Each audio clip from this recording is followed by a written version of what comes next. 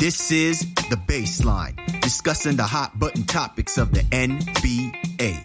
Welcome, everybody. You're tuned to The Baseline. Callie Warren Shaw discussing the hot button topics of the NBA. And so begins Act 3 of these multifaceted dramas that we call the NBA playoffs. And already it is yielded quite a interesting and award-winning results, I would say. It's certainly conjured up a lot of conversation, but more importantly, the competition is fast and furious, and I think that's exactly the way that we like it. But there's so much more that's going on, right? Like, we cannot neglect those that are not participating in this year's playoffs, and certainly we got to talk about some of the news and that's emanating out through the league. So, of course, we're going to dig right into it. Let me go ahead and roll out the red carpet to my right-hand man, www.shawsports.net, Big Kahuna PNC. Mr. Warren Shaw, ripping out of Fort Lauderdale, Florida. Mr. Shaw, I know you are psyched up for Act 3 of said seance of the playoffs. What are your overall interpretations, Sir Dickinson? Wow. All right, so I'll pause on that. But ultimately, I think the NBA is pretty excited to be in this phase of the regular season, in the postseason now, right?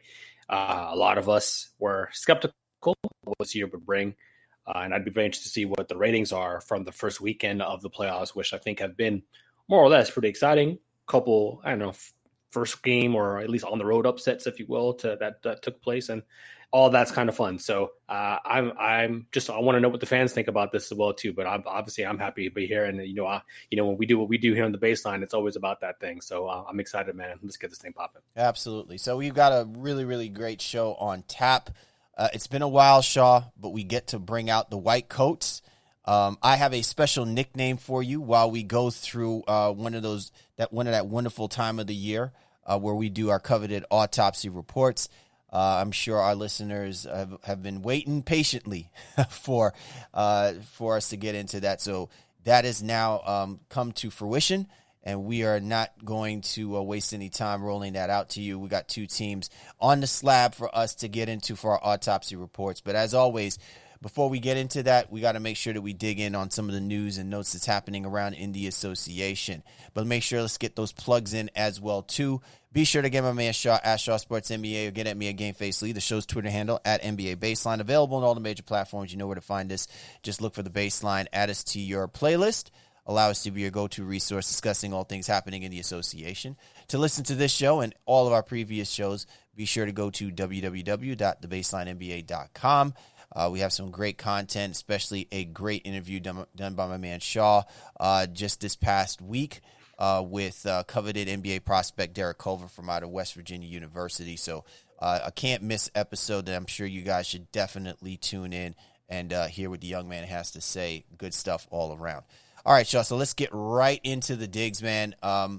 First things first, obviously there was a whole uproar in regards to the possibility of LeBron James being suspended because of apparent violation of league policy.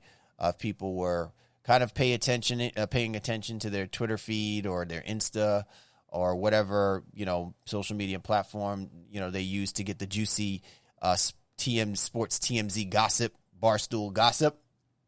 And you saw LeBron James, doing the damn thing, posing hard, with the entourage, with his peoples, Drake and family and everything like that at a party.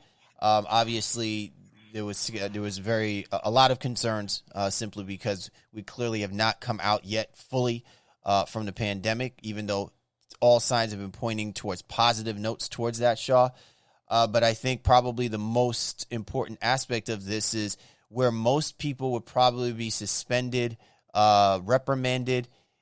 The NBA apparently doesn't really do anything. Said, well, we question, his overall conduct, but we're not going to, how should we say, punish the king, right? So what are your thoughts about this? I don't know if I'm indifferent to it. I just feel like, this once again, the NBA's lack of consistency in applying, from the top down to the bottom when guys just simply are just not following their rules of conduct. It's a hypocritical double standard that we all know kind of exists with superstars. But I mean, this is the superstar in LeBron James, right? So this is no surprise that he attends this killer event, violating what the league has kind of in place, and right on the eve of the playoffs, and like, nah, it's all good. Things are getting better. People are vaccinated. I mean, they can kind of explain it away. I'm sure there are a lot of other teams who wish, and the Suns maybe specifically wish they might not have had to go through LeBron in game one of their playoff matchup. But ultimately, the league is going to do what it always does, and that's protect its superstars, even if it does send maybe the wrong public message to everybody else. Yeah, I mean, everything that you said is pretty much on point. I think, it's not so much the fact that the intent is to suspend a player.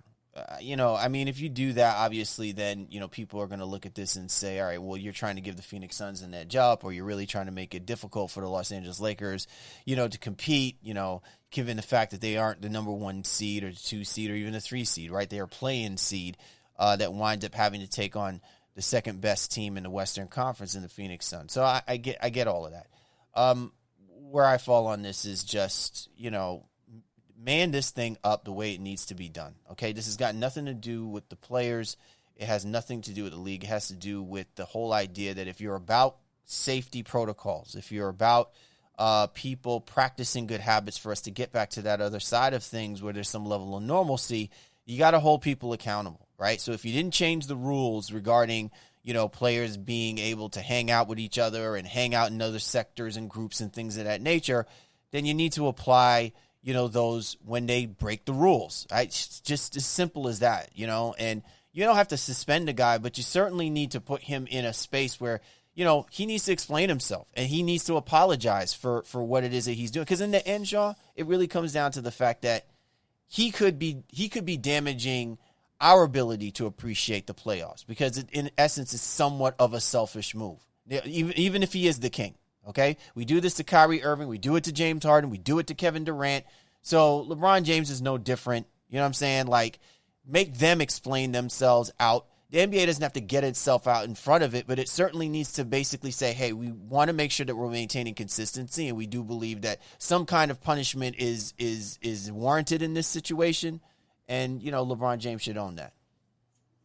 He should own it, and I don't know that he did or didn't, to be honest with you. Exactly. I think it's something that Adam Silver should – listen, Adam Silver is a smart, savvy person. He can use his words and his platform to kind of put the pressure back on LeBron James, someone who has been a staunch vocal advocate on the idea that, people who blatantly break rules, citizens blatantly break rules when it comes to this kind of conduct. He wasn't afraid to call out people on something like that. So, hey, man, make sure that you hold a guy like LeBron James accountable. It happens to us. We all become hypocritical at some point, right? Even in our own perspective and own terms. We don't even realize it sometimes, right? But I'm just saying that you just don't give a guy a pass simply because you're admonishing the idea, oh, well, we're on the other side of this thing and things are kind of getting better.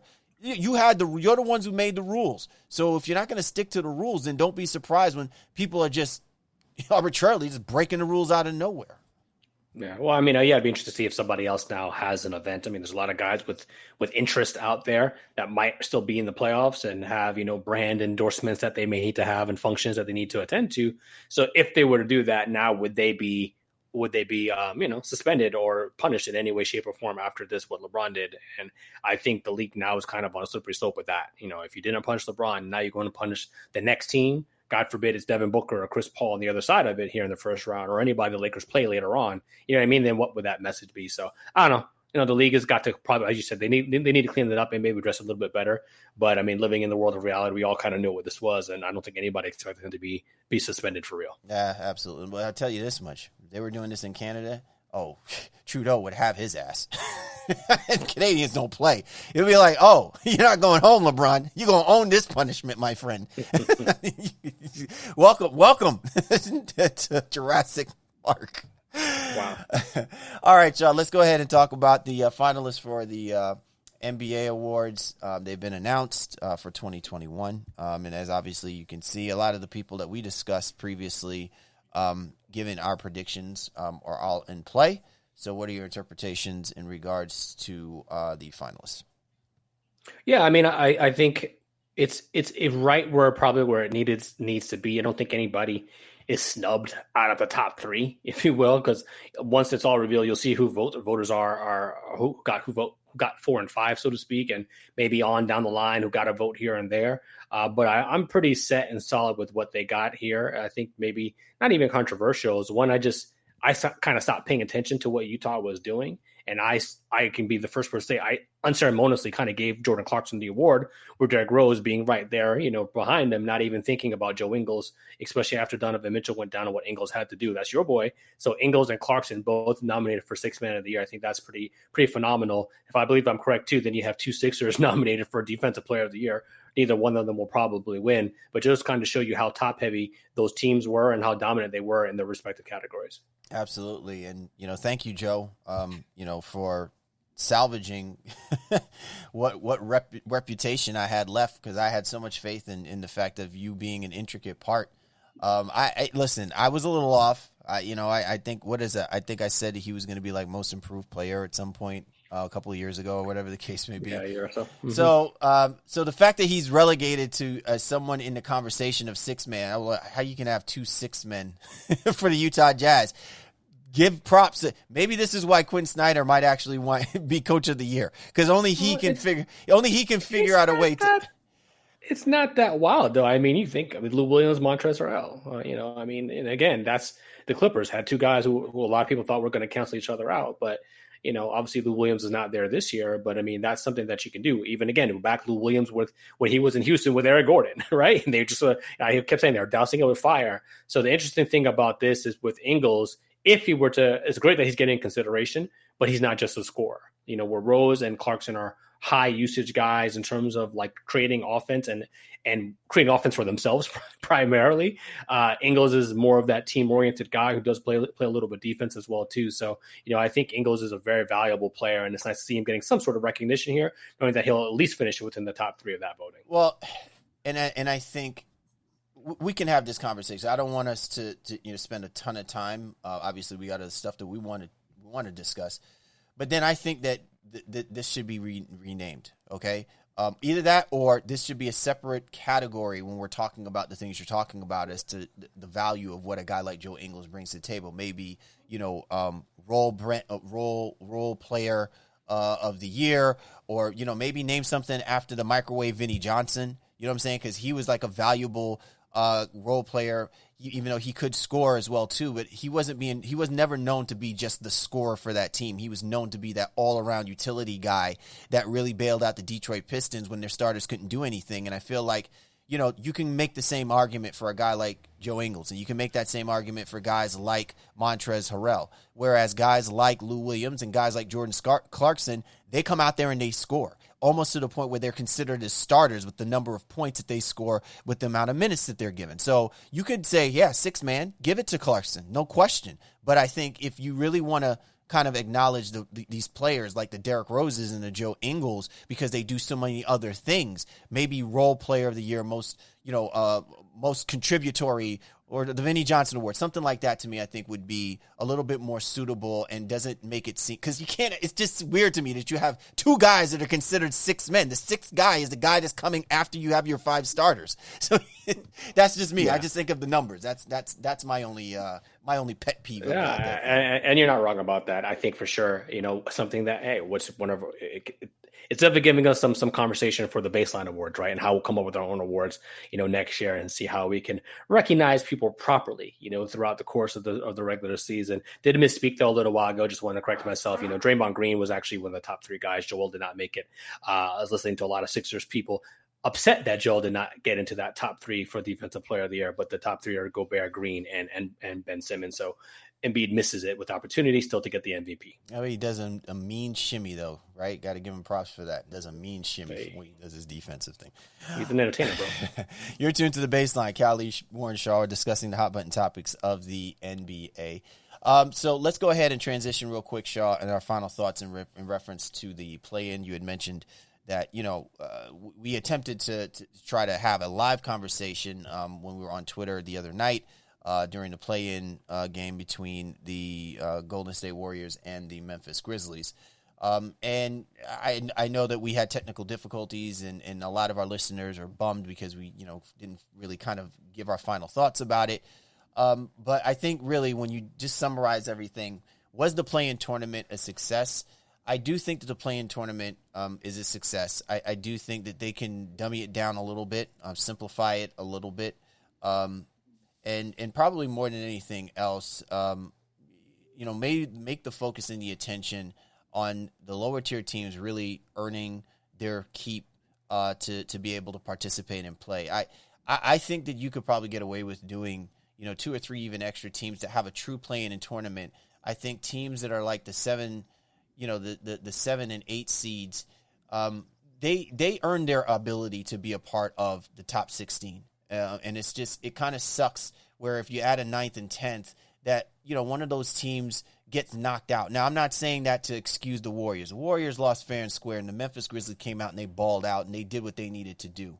But I really do think that it's an interesting conversation that I started having with a couple of my friends before we're jumping on this show today, that I just think that the NBA continually misses the mark, that if the whole idea is that they really want to broaden the markets and give people a reason for them to watch, they got to make these teams feel like they're participating and playing for something all the way to the wire. Give us a reason that I have to start doing these autopsy reports early by forcing these lower tier teams to actually give themselves a chance to play in, regardless if the outcome is that they're going to wind up playing the 1 or 2 seeded teams of each of those conferences. I just feel like that to me is the only caveat to this whole, 7, 8 play each other, and then the loser winds up playing the winner of the night. I don't really care for all of that kind of stuff. You could do that with all of the lower seeded teams if you really wanted to. Yeah, I mean, there's a formula to create. I mean, I said on our Twitter Spaces combo, maybe my idea is a little different from yours. I think you can maybe secure 7 and then maybe just have 8 and 9 in there. I think even from a content standpoint, as somebody, we discussed discuss the league on a regular basis. I've toyed with the idea is like, well, the minute a team is mathematically eliminated, we can start doing autopsies. We can wrap them up.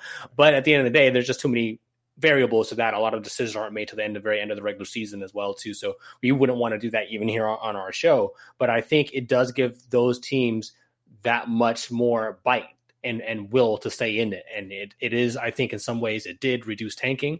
While it didn't work out for the Chicago Bulls, they clearly went for the playoffs by making the trade for Vucevic and, trying to get Daniel Tice and supplemental pieces around LaVine, where a lot of people thought they might have been trying to trade LaVine, right? So there was a team that clearly went after it. And other teams like the Grizzlies, who eventually gets in, but the Pelicans, who everyone wants, or the league definitely wants to have Zion showcased within the playoffs in some way or some form. If they're just not good enough, they're just not good enough. And you can't continue to massage the rules to try to get what you want from a TV's rating standpoint, because we see through you, we really, really do. So I think there'll be some minor tweaks, but I can't imagine that it's going to go away. As we recorded today, excuse me, Woj actually tweeted earlier that Adam Silver is going to be like, hey, can we get a midseason tournament going as well? So he's gonna pitch that now to the Board of Governors and to the Players Association. So they may end up, I don't think they'll do away completely with the play-in at the end of the season, but if he's looking to add another mid-season tournament and maybe in place of the All-Star game or some semblance of that, that goes to show you where the league thinks the play-in stuff did and what it did for them ratings-wise, financially, et cetera, et cetera, et cetera. I think it's here to stay for a little while. Yeah, and it'll be interesting to see how they kind of put that together. Obviously that is top secret, hush, hush, right? So they're not going to leak anything until they actually roll this thing out, and and then will give us all the opportunity for us to scrutinize it 6 ways to Sunday. I've been thinking about this quite often, Shaw, and this also kind of lends to a conversation that we've had in the past about, will the NBA look to expand and add additional teams now?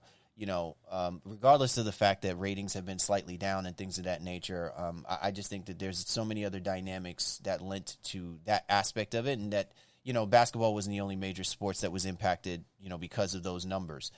But I do think that one of the things that is probably going to kind of come into play, do you think that the NBA may be gearing towards doing a form of realignment, right? Like we've often said, now that we're seeing the gamut of how certain conferences are becoming star heavy, talent heavy, top side down, right? Like a lot of teams are suffering the consequences of not having opportunity or chances for them to position themselves where they can compete and even get into, say, the play-in tournament.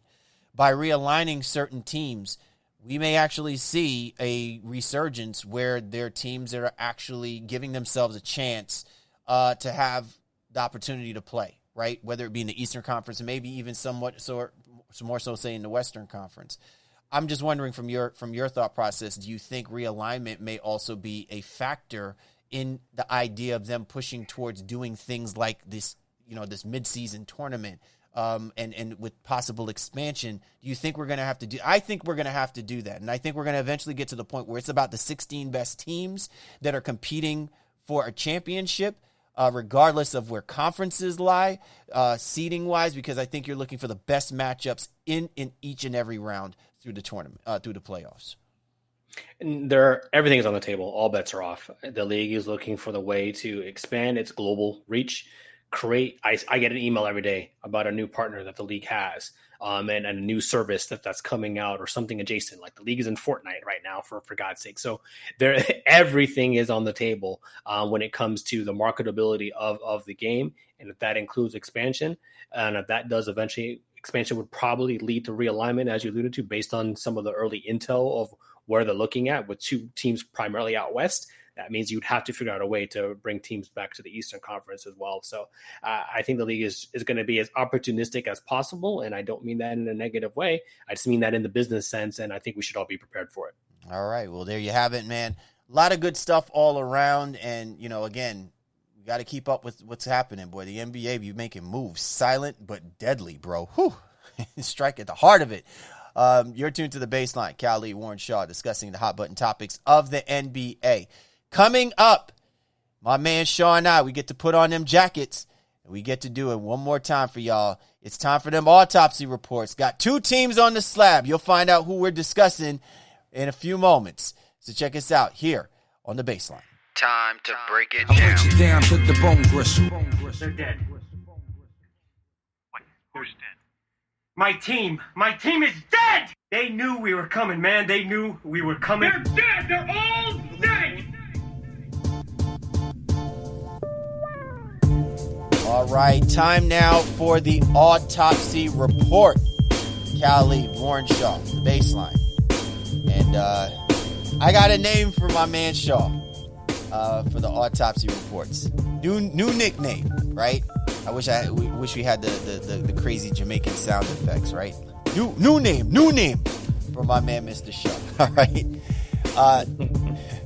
Mr. Shaw, aka Dr. Kill Patient. Now, if my true heads know where I'm coming from, one of my favorite groups, one of my favorite albums of all time, Helter Skelter's Nocturnal. One of the tracks, Therapy. Loch Ness Monster, and Sean P, right? Sean P was Dr. Kill Patient. That's my man Shaw. So, Dr. Kill Patient and your boy Cal Gameface Lee, we are ready to do the autopsy reports. 2 teams we're going to put on the slab for this week's autopsy reports: the Golden State Warriors and Indiana Pacers. So, Shaw, we will start with the Golden State Warriors. Warriors were unceremoniously knocked out of the final round of the play-in tournament, losing to the Memphis Grizzlies. And I looked at this game and I kind of likened this back when the Golden State Warriors had their issues back in an earlier time, I want to say 2013, 2014-ish time frame, just before they turned the corner and really started figuring things out about how great a basketball team they were going to be and the dynasty that they put forth over the next 5-6 years. Remember that Grizzlies team that was led by Lionel Hollins, right? Like that team was constantly in the playoffs. That team was constantly making runs in the Western Conference. Like they made a Western Conference Finals berth, the whole 9. They just could never get over the hump and get to the finals. And what I saw from this Grizzlies team against the Golden State Warriors is this was a team that that chose to slap the Warriors, in the mouth, and the Warriors actually had no answer for it. And I think I liken this to where our conversation should trend towards is, what version of the Golden State Warriors are we going to see moving forward? Forget the injuries for a moment. We're going to get into that because obviously we're going to talk about what's going to happen when Thompson comes back and then they got their three. But did you notice more than anything that the Warriors are so much of a finesse basketball team that there is just very little room for any level of them upping their physicality level against the more physically, load-bearing teams that are playing out of the West, like the Memphis Grizzlies, who are about that grit and grind? Well, I mean, the physicality of the Warriors, they've never really been a super physical team. They've been a very connected team, and especially when it comes to their defense, they usually don't get killed on the glass, rebounding. They didn't do a great job in that in the lower third. I think 22nd in total rebounding this past season. And I think you will see some changes. One coming from Wiseman himself, being a physical presence, being a bigger guy, and just hopefully understanding the game a little bit better. But before we even get to that, they had like you said, they had their chances. I honestly think they were better than the Lakers at that time in that game. They played a better game, but all those turnovers, especially in that third quarter, a questionable decision to have Curry start the fourth quarter, giving him his quote unquote normal rest, because you're like, all right, well, we'll have another game, so to speak, if we were to lose. Like, all that stuff was crazy, because then you saw in the Memphis game, Curry played, and he started the fourth quarter, played the entire fourth quarter. Curry didn't make the same mistake twice, but you shouldn't have made the mistake to begin with. So to me, they should be in the playoffs, but unfortunately they're here in the autopsy. And you're right. They lack some things physically, but this is a very, very proud franchise. I read something today about Draymond saying he expects to be extremely involved in the roster decisions moving forward. And we'll see what that looks like. But this team definitely needs some offense, and they need some size to go in here and chop it up with the best of the Western Conference. Well, listen, I don't know if what Draymond is saying is hyperbole. I'd like to think that the Warriors ownership is taking what Draymond is saying seriously. You get to a certain point, Shaw, where you do enough for the franchise, you do enough for the organization, and obviously it's proven with results, right? That they should be taken seriously. It's not about them taking over anything, but the best way for you to really recognize the talent that you're going to need in order to compete is by talking to the guys who are in the trenches, who are going through it. And I don't think we've seen how many times where the Steph Currys and the Draymond Greens are basically put on an island for them to, carry the burden of what this team tends to lack from time to time. Oh, and by the way, the responsibility of coaching up some of these young guys who just don't seem to kind of get it, whether it's the Warriors way or any kind of way for them to maintain professionalism when staying on an NBA basketball team, right? So, part of this to me is, what was the learning process for the Andrew Wiggins and the Kelly Oubres? Where are they going to be in the picture of the Warriors moving forward? Because I can honestly say Andrew Wiggins to me showed me something. Right? I don't know if he would have shown this playing for any other basketball team, but maybe he found something that we've obviously been starving from this kid through his whole career. He found his ability to come in and play clutch basketball next to a marquee name, next to a marquee player. He found his voice, so to speak, in an offensive kind of way, and it made a difference, because if you didn't get the performances that you got from Andrew Wiggins, I don't know how good the Warriors would have been against the Los Angeles Lakers. And the Los Angeles Lakers were a good basketball team from a defensive perspective, and Wiggins was giving them the business, right? So I felt like that was a wasted performance for the Warriors, in the sense that if this is what you're expecting from Andrew Wiggins on a night in, night out basis, then it's got to mean something, and it should have meant something for them to have won that game. They missed critical opportunities, and you pointed out to the fact, Shaw, that this is a team that is their propensity to turn the basketball over. It is just outrageous. I'm not even talking about the numbers as much as I'm talking about the way that they turn the ball over, and they do it in bunches. And I don't know if that's just a coaching lapse in coaching, or if that's just a mechanism that just has to be done away with the players and their ability to pass the basketball effectively.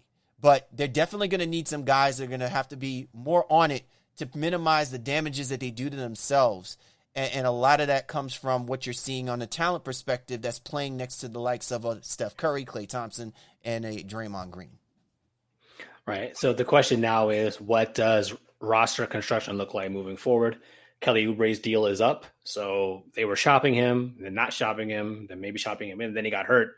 So you just, they weren't even at full strength to close the regular season and going into the play-in tournament. What do you do with Oubre? What do you do with Wiggins? And he's owed $64 million over the next 2 years. That's just an absurd amount of money. At the same time, he was in spurts their second best offensive player while playing, by some people's accounts, third team all defensive type guarding on, when it comes to guarding other wings out there. And again, whatever, whether he makes an all NBA team defensively, he was a good defender on the wing this year for them, as the Warriors were actually still finished fifth in defense this year. But it's really about where they can get offense outside of Curry regularly. And I still think it's going to take some time for when Klay gets back next season. He's just not going to come back and just be this guy who can give you 25 a night. It's going to take him a while to work his way back to that form. And I don't know if we'll see Klay Thompson being Klay Thompson until January or February, to be honest with you. But I'm not a doctor, so maybe he'll surprise us. Of course you are. Really, well, you're just not their specialist. That's all. You're just not that specialist. But of course you're a doctor. But for their purposes now, like I said, I think it really stems what happens with Oubre and Wiggins. Jordan Poole looks like a guy who's going to be a decent 6-man type of player for them moving forward. But who's going to be that consistent second for a little while scorer until Klay gets up to speed, and then can revert to a third scorer role. And I don't know if it's Wiggins or Oubre, some other sort of firepower, not to mention with Wiseman going into it. They'll have a draft pick in the lottery assumed going into this as well. And I just can't see them bringing in another high-level rookie. I think they'd be trying to move that maybe alongside Wiggins or alongside a sign and trade with Oubre to get another veteran guy to give them one more run at this thing. So I guess then my follow-up question for you, Shaw, is where is it really gonna come out for the Warriors? Is it gonna come out from them using the pick as leverage to make some kind of deal to get back somebody that's really going to fill in some of the gaps? Or are they going to rely once again on them pulling scrap players, throwaway players, or, kind of waiting something out and then trying to make some kind of move, trade deadline time frame after seeing what this team may look like, when they do get Klay on the court or whatever the case may be? Like, where do you think the key to success will be for the Warriors to incrementally make those leaps that you're saying they should be able to try and make with some of the question mark players that they do have on this roster? Well, the Warriors don't know how to kind of hit singles, really. Like at this right, stage, they always go for home runs. Exactly. Yeah, they're swinging for the fences here, and I think that's what you'll see them do. So you'll see some very creative packages that involve pretty much everyone on the roster outside of Curry and probably Draymond and Klay to try to get better and add to that core, if you will. So obviously they're looking at, they'd love to take a crack at Beal. It depends how the Wizards finish in the postseason, but he seems maybe more committed to DC than ever, especially with Westbrook playing the way that he did towards the end of the rest of the regular season. But again, we'll see how the playoffs go. Some of the other big names are gone and are not even on the board right now available that would be coming in terms of free agency. So for them, they would just try to get creative and throw mud at a wall and see, hey, what can we really figure out? Who can we entice to get over here? And I don't know if that's going back to the table with Minnesota and do you try to bring Karl Anthony Towns and maybe is he tired of his situation? Can you lure Dame or CJ from the Portland if something goes awry there? These are just names, you know what I mean? Like there's no rhyme or reason to any of it right now, but what I think is probably more likely because they're also so cap stricken, they can't just outright sign anybody. So they're going to have to be creative no matter what. What probably happens is they go into this season with this roster looking similar and hoping Klay comes back, but they're kind of hoping and stacking whatever pick they end up with along with Wiseman, and then maybe they're able to make a midseason trade with somebody else again who comes into camp and being unhappy where the case would be. So a lot of it we think is going to happen draft night or right around free agency. I don't know. I think they're going to try, like I said, but I think the more likely scenario is that they end up having to do a midseason trade, maybe even into January or December, January sometime where they can really see and assess what their roster is and other teams have the chance to do the same. Yeah, to me, I think there's two important caveats. I mean, clearly they need an effective player that they can keep on the court as part of their starting lineup. I saw a lot of mix and match, by Steve Kerr. And I think we're going to talk about Steve Kerr in a moment as well, too, as far as what his future is going to look like under, these variations that we're seeing of the Golden State Warriors. But one thing that I think is just sorely lacking from this team, and I don't know if it's going to wind up coming out in the offseason, they need their Jordan Clarkson. I'm talking about this, version of what we mean by, a guy who can come off the bench and really can help, expand and explode the Warriors' ability to score the basketball. I think people lean a little bit too much on the dynamic scoring of Steph Curry and, eventually when they get Klay Thompson, that people just kind of forget that's all that they have, right? Like, you're not going to get this from Andrew Wiggins, out of the blue all of a sudden. This is something that's kind of still kind of in the, the pre-stages, right? And whether or not he's even still going to be a part of this team come this offseason, I think is even going to be a bigger question. And sometimes what I just see with this team lacks is the moment that Steph gets off the court, the moment that they have to rely on the Juan Toscano Andersons and the Jordan Pooles, when Damian Lee was healthy and things of that nature, like, there was way too much who is going to be able to score the basketball for us tonight and not enough, hey, I know that guy's going to give me buckets, right? So as effective and a dynamic a team as the Warriors can be, they're definitely not the same offensive team that they've been in the past, and I think they're going to rely way too heavily on what their starters are going to mean. And once they come off the floor, the Warriors really honestly struggle scoring the basketball, and I think that is something they definitely are going to have to address. They need to get somebody that's going to come in there and just be a consistent guy that's going to put up shots and get them buckets. Yeah, well, like I said in the outset, I think they believe that will be Jordan Poole normalizing his role with more efficient and better offensive players on the court on a regular basis, so that with Curry gone, well, then the offenses don't just key in on Jordan Poole and say, like, all right, cool. It's not hard to stop you. We can do this. Right. If he's out there with still Klay or something like that as well, too, he's going to have a lot better looks because the defenses are going to go to, again, the better player and a guy like Klay Thompson or whoever else they may get out there. No one's really afraid of Wiggins out there shooting the basketball, and definitely not Oubre, especially with the way he started the year. So if those two guys are still there or not, I think Poole stems as a guy right now. But if they can upgrade, I'm sure they'll do that as well too. So to me, Golden State, yeah, you're right. Offense is an issue. A 20th in offensive rating. Obviously they're very high in terms of 3-point attempts and makes. The percentage is 9th. But take away Steph Curry, and what does the rest of the team do? You know what I mean? So if Curry's making 6-7 threes a game or whatever he ended up finishing up with, then you know what I mean. What is this team with it from the outside without Curry's kind of efficiency from deep? But you'll add Klay back as we've alluded to, and I think you'll see this offense be better. You just hope it doesn't come as a result of them sacrificing their defense, because they have to be equidistant. They have to be equally as good on both sides of the basketball for them to have championship aspirations. And I think Klay said it. Again, we talked about it a little bit earlier, and Klay doesn't think he'll be the same defensive player that he once was. Absolutely. So if he's taking a step back on that side and taking time to even get his offensive back, he's going to be playing the minutes, but that also may mean your defense is struggling a little bit as well too. So there's a lot to figure out here in Golden State, but they have a competent front office and executive team. And even with Kerr, who some people were calling for his job earlier in the year, I still think this team is going to be formidable, because you just never know what they're going to do, and they've had a history of making things happen. Well, and I'm glad that we were segueing ourselves into Steve Kerr, because I want to talk about him real quick before we end and properly eulogize the Golden State Warriors. Where are we with Steve Kerr? Listen, everybody has got their opinion already, and it's already baked. Okay, you either like Steve Kerr or you don't like Steve Kerr. Everybody still thinks that Steve Kerr won his championship off the back of Mark Jackson.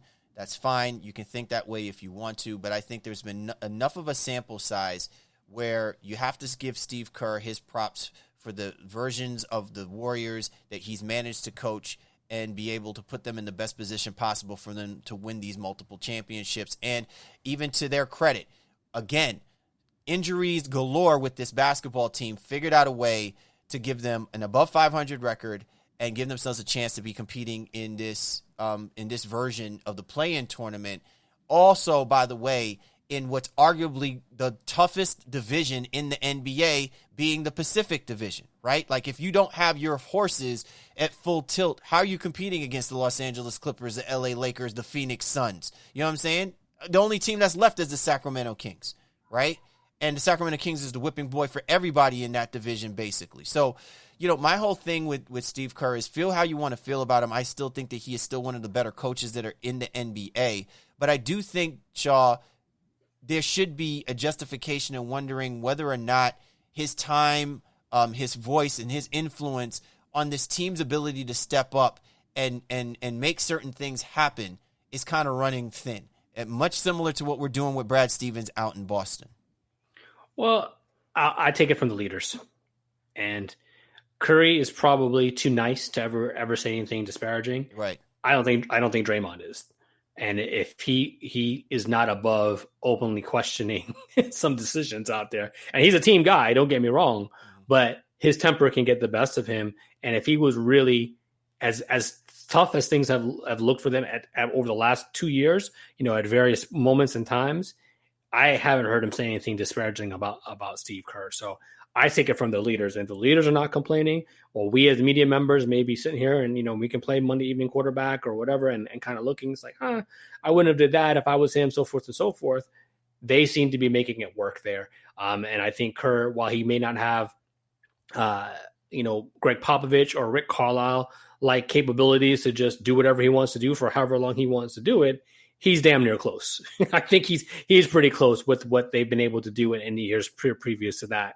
So I think this coming year will be a true proving ground for him and the roster. If Bob Myers and company feel like, hey, they've given him the equipment and the roster to be successful and truly compete at an elite level for an NBA championship, and they fail without mitigating circumstances, then it's a conversation that I think to have next year. I'm not there yet. I don't think they're there yet. And while I know some media are, they would love to have seen Curry play more minutes this year, et cetera, et cetera, et cetera. I think he did what he thought was right. And I think in the ultimate best case scenario for Golden State, it did work out for the most part. But there was a major miss, as I talked about in the beginning of this as well, too. Just sitting Curry in the beginning of the fourth quarter in that Lakers game was a mistake. Like, that just flat out, it was a mistake. And we'll all remember Curry kind of just nodding on the bench. They end up having to call a timeout. He comes back in, but by that time, it's kind of a little bit too late. And it still took a ridiculous three from LeBron, to kind of end their season, if you will. I know they still went and played Memphis again in the next game, but they should be in the playoffs this year. And I think they're going to be lamenting that, over the course of the summer. Well, damn, Dr. Kill Patience. Way to eulogize the Warriors. There's no probably better way to put them to bed. Within regards to what would be that lasting memory. And I think, Shaw, maybe in some ways we have to think about that going into the off season and going into, training camp. And when, tip off starts for the 2021-22 season, where those relationships really are. Are they really good? As bygones be bygones, so to speak. And I'm not saying that the Warriors have any ill content. Like Curry has any ill content because Kerr did what he did.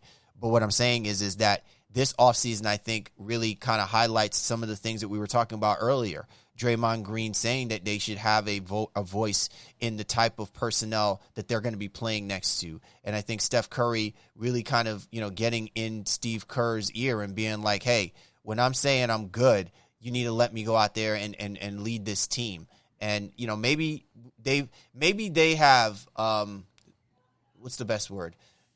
They have, I think, in some way, shape, or form, taken advantage of the luxuries of what they had built up to this particular point, that now that these dynamics have suddenly changed, they have to change their approach and their mindset about trust and communication and being able to make that sure that filters through so that all of the guys on that team understand within that moment what they want and what they desire, if the whole idea is for them to come out to be, a championship caliber basketball team, that they've been in the past and basically moving forward. You're tuned to The Baseline. Callie Warren Shaw discussing the hot button topics of the NBA. Coming up, we're going to talk about another team, and this team is in the Eastern Conference. Don't worry, we haven't taken the jackets off. A lot more of this autopsy is on the horizon, and you're down with this here on The Baseline. This is The Baseline. Callie Warren Shaw discussing the hot button topics of the NBA, and we are doing our coveted autopsy reports. Dr. Kill Patient, Game Face Lee here with you. So the next team that we're going to put on the slab is going to be the Indiana Pacers. This is a team that really had a very interesting season, I guess you could say, transitioning from Nate McMillan, and then ultimately, a team that somehow maintained being a top 5 team for a good portion of the first half and a little bit of the second half of the season, and suddenly found themselves like just getting in to the play-in tournament, and then pretty much getting the brakes beaten off of them by the Charlotte Hornets. And then Wizards, by the Wizards. I'm sorry, by the Wizards.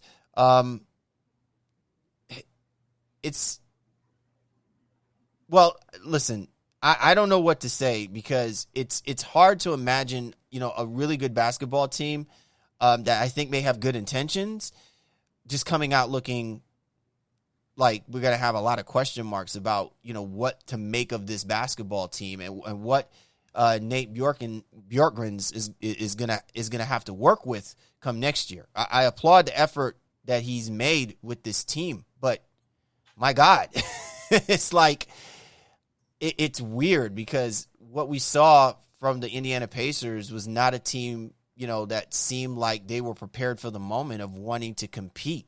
Whereas they had been spending their time in the playoff picture for the Eastern Conference over the last couple of seasons, which I think is probably a shock to me.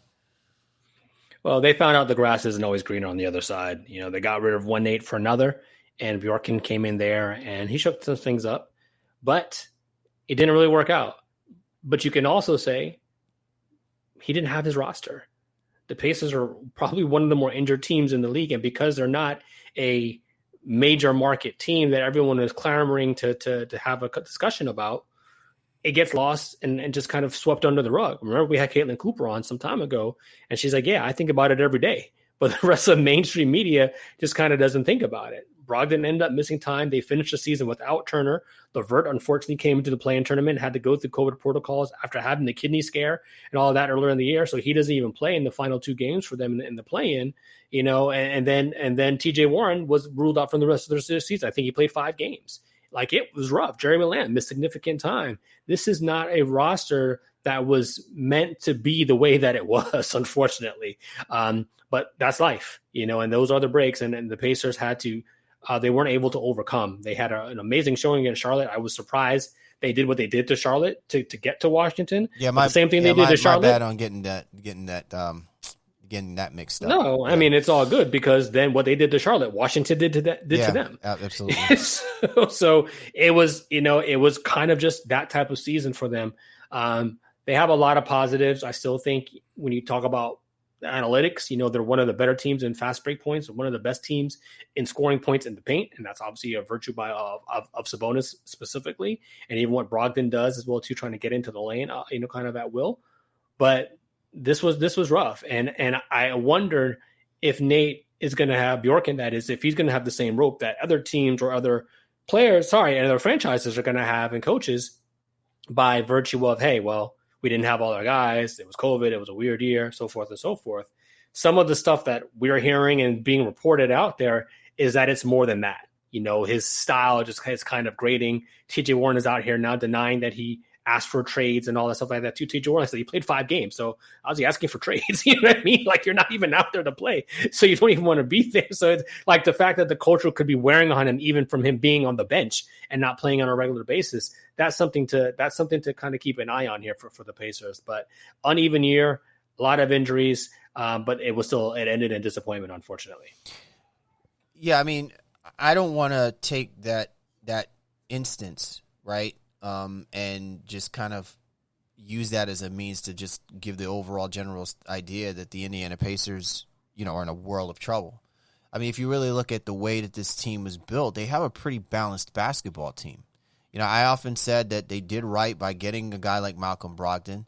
And the guy's, is proven he's a quality guard in this league. And I think that he still has even more upside to go. And the kid's only, 28, 29, so he's pretty much at the prime of his career. And I think depending on, what you're asking, your key players to do, Brogdon is not going to be the guy that's supposed to be giving you 20, 26, 27 points per game. The fact that he's giving you 21 right now, I think is great, right? Because he's shooting close to 40% from three. He's effective in the sense that he's not going to be someone that has to be a volume shooter. But as a guard, he's physical enough that I think, he can make things happen. Where I think a lot of the questions that were going on, Shaw, about me and this team is just the way that they use Domantas Sabonis.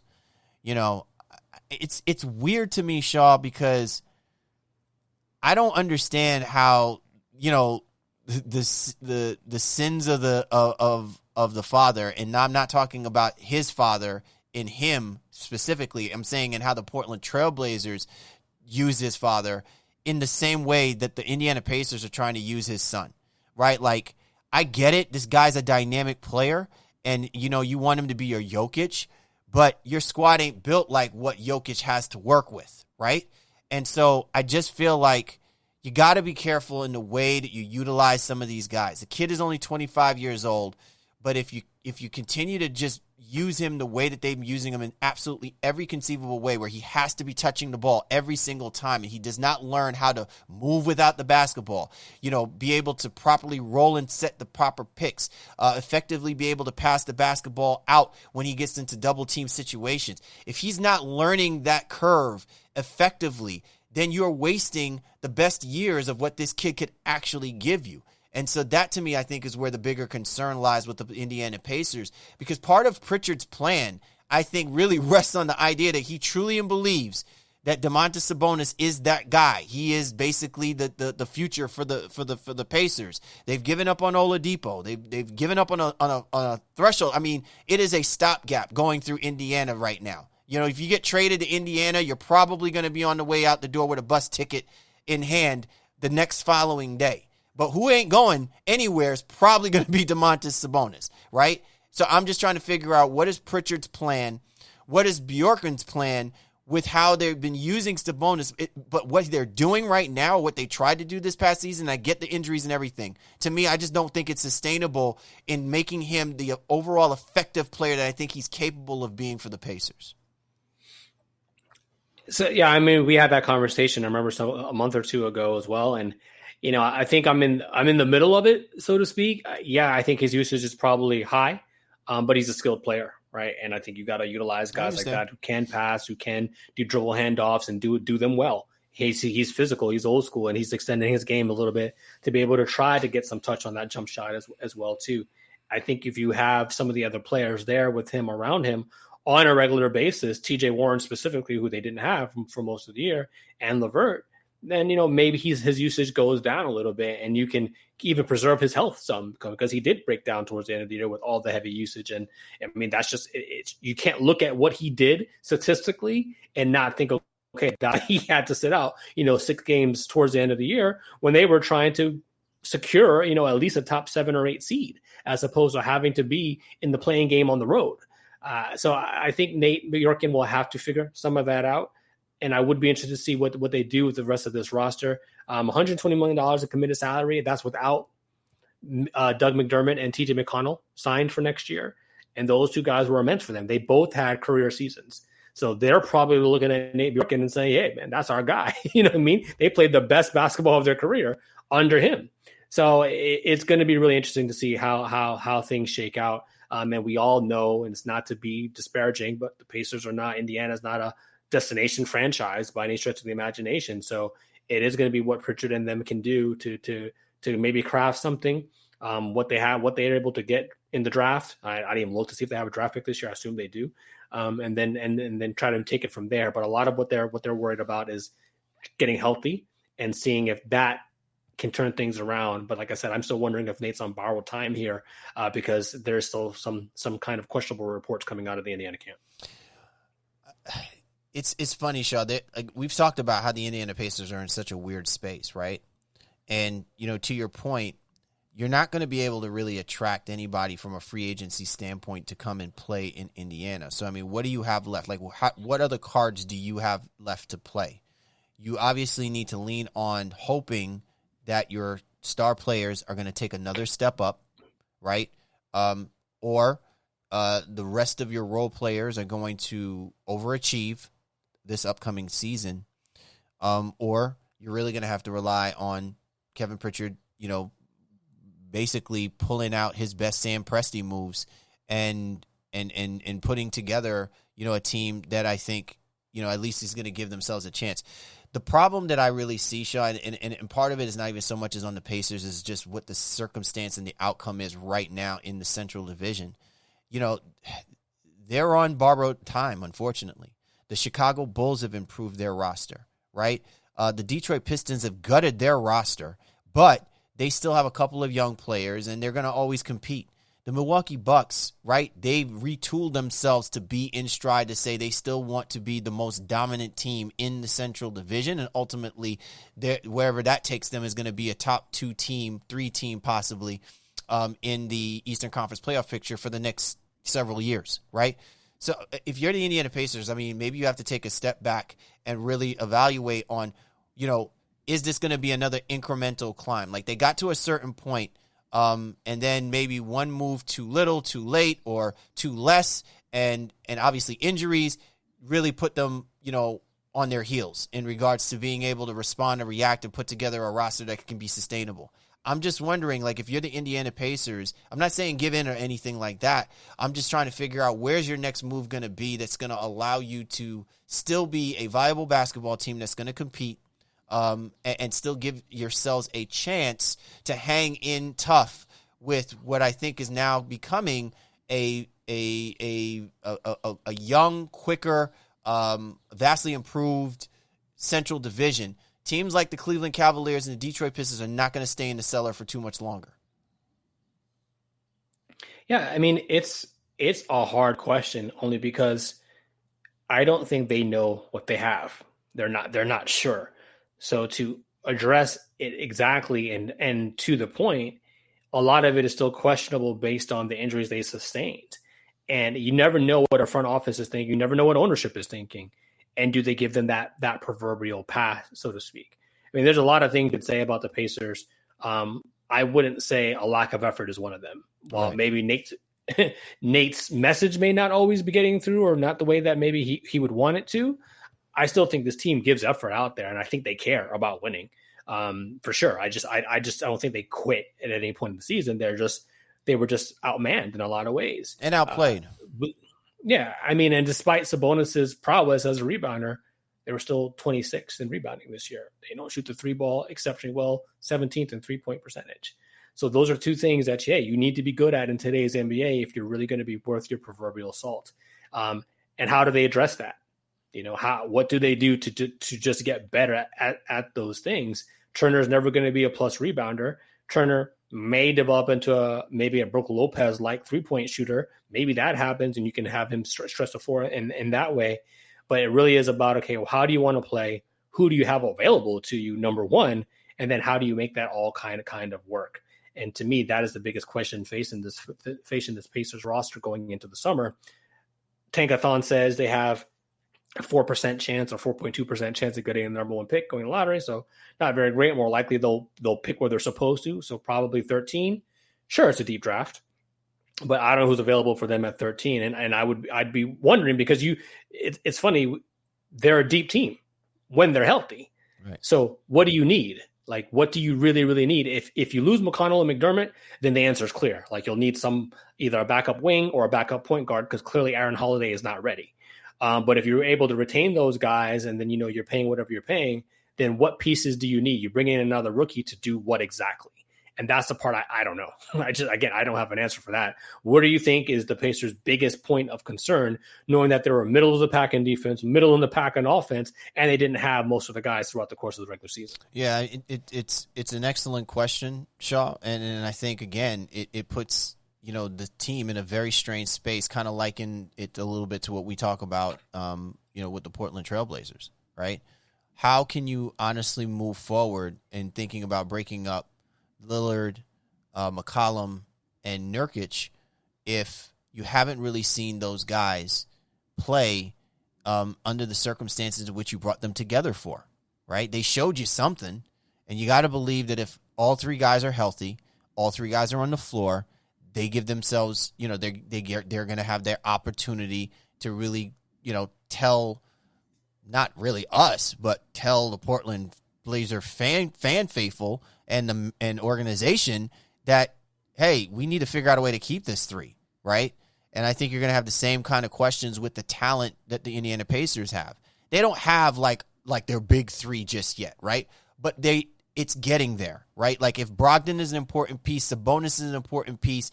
Now are we talking TJ Warren or are we talking Karis LeVert, right? And listen, we've seen the potential of LeVert, Shaw, right? We know that this kid is capable of being a dynamic scorer. I mean, he literally could be an all-star, but now he's got these health concerns, and they're not the type of concerns where it's just going to happen and go away and then come back. No, I mean, some of these concerns could actually be career-ending, right? How long do you continue to hold on to that, right, in the hopes of him eventually turning out to be that guy that you need to help them turn the corner? It's a lot. It's a lot to take in. It's a lot to handle. And it's hard to imagine any other executive who I think might be more equipped to have to make that hard choice when the time comes, if he feels like that this team is definitely not moving in a direction where they see sustainability and in fear of having to do a whole rebuild process again. Yeah. I wonder what Pacer fans think. And where do they think the biggest issues lie? Not knowing they didn't have everybody, but sometimes you just have to break up the band, right? And I think as you might have touched on it, there's if TJ Warren has hinted at a trade, well, again, he's got a decent salary. He had a great bubble. Obviously, was hurt all of this year. Is there a package that you can move him for to get pieces or a piece that better fits your overall roster in terms of trying to get some versatility? And Bjorken's style. If he's coming out of the Nick Nurse school of offense and defense, where he runs a lot of kind of gimmicks at you, you have to have players who are willing to adjust to that as well too. And he doesn't have the juice, if you will, even being an assistant for a long time, where the Pacers personnel currently was willing to do that. And all I heard was when they played the Hawks, how all the Pacers ran up to Nate McMillan. A lot of it was like how Nate McMillan might have lost the locker room in Indiana, but they were like, damn, we miss you, bro. It was the same thing. The grass wasn't greener. So there's a lot of issues there that I think that stem from that too. But I think you have to understand, is Nate Bjorken staying, number one? Are you keeping McDermott and McConnell, number two? And then are all these other pieces going to be able to come back and get healthy? If the answers to all of those things are yes, that can help you determine how you want to shape your roster. But if you're still not sure about any one of those three, that makes things go in a very, very different direction. And we'll see where that takes them. But I can't imagine it would be success if they're actually subtracting from this roster that was so close to get into the playoffs this year. Well, where my feelings were about what they did to Nate McMillan. I didn't care for it. If I'm Nate Bjorken, and I think we've talked about this, much earlier in the season, I would be like, a little salty about putting me in that situation. I mean, I get it. You had to, fill the roster. You knew who you wanted and you brought him in, but doing it that kind of way, really at the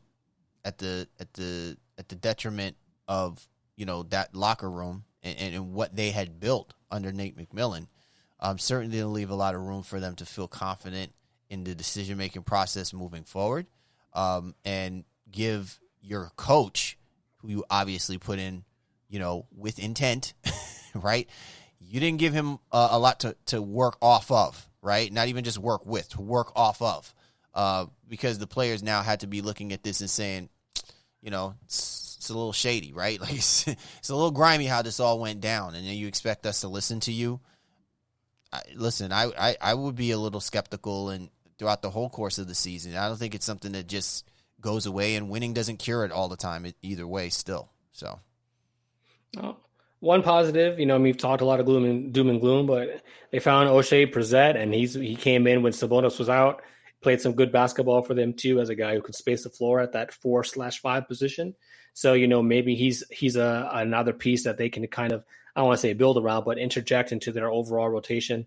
Especially if we're going to make some other changes on the edges with some of the guys that we mentioned as well. I do think they're going to have to figure out what they can do with Aaron Holiday. So maybe that is a trade chip, maybe package Holiday and TJ Warren if they're both not happy in their current roles, and maybe get some additional shooting, to this roster, or another big who can really kind of shot block, although Turner led the league in blocks this year.